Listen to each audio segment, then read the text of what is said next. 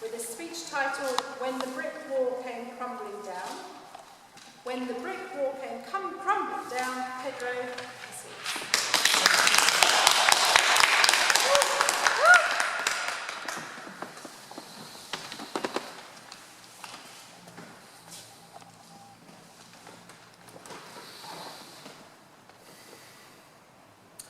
I could smell the incense in the chapel as I turned to face my father's coffin.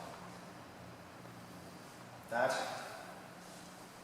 may you rest in peace. My brother came up to me, tears in his eyes. He hugged me. I wish I could have done that. I wish I could have said a few words. I know what you're thinking. I thought this was supposed to be a funny speech. Had I known this was going to be a sad speech, I would have brought my tissues. Contest chair, fellow Toastmasters and most welcome guests. Giving a speech at a funeral is hard. Giving a speech at my father's funeral was the hardest day of my life. But I did it! How did I manage to do it? It was when I asked for help. And I took the action. You see, I had been facing a brick wall.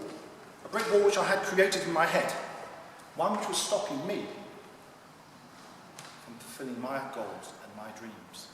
And when I took the action, that brick wall started to crumble down. Have you ever found yourself facing a brick wall and not knowing what to do? Let me take you back. This is when everything changed for me. I'd been at Toastmasters for just over a year, and I completed 5 speeches from the Competent Communicators Manual, and I thought I was really good. Have you had that feeling? Yes? Yes, you feel really good. A brick wall appeared. No, it wasn't a real brick wall, but it was real enough to me, and I got stopped, and I didn't know what to do. Listen, I tried to push the thing out of the way. Then I tried to climb it, but it was too tall for me. I even tried to kick it, and that hurt. What to do? I was just about to quit Toastmasters when out of the blue, I get a phone call. Hello, Pedro. This is Nick Benning, Toastmasters District Governor. He's got a very deep voice, you see. Got a challenge for you. Would you like to be guest speaker at an evaluation contest? You'll get some great feedback and it will do you good. Challenge? Yeah, I was up for a challenge. I needed that. Yeah, I'll do it. Fine. Well, have you ever had the experience where you've gone and you have written the speech of your life? You've put everything into it and no one likes it? Not only do they don't like it, they don't understand it. That's what happened to me. All these evaluators, they said something different about my speech. Now look, this guy says, you used the Matrix. My mind was thinking, Neo, the chosen one, the Matrix, the film. Sadly, there's no mention of Matrix in my speech. Then another one said, you know your speech? You used the Aida method now, didn't you? Then I was thinking, Pavarotti singing Aida at Verona. Sadly, no opera at all. They left the best to last though. This guy says, your speech was like a sumptuous chocolate cake, though not as tasty. That's where I went wrong. I was thinking to myself, I know, I've got to speak about chocolate cake. Now, if I had been so wrong about my speeches, I needed to do something. So, who do you call? Help! Help! I called my area governor.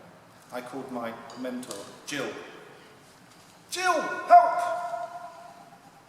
Now, I'd like to speak in Jill's voice, but I'm finding that quite difficult, so you just have to put up with my voice.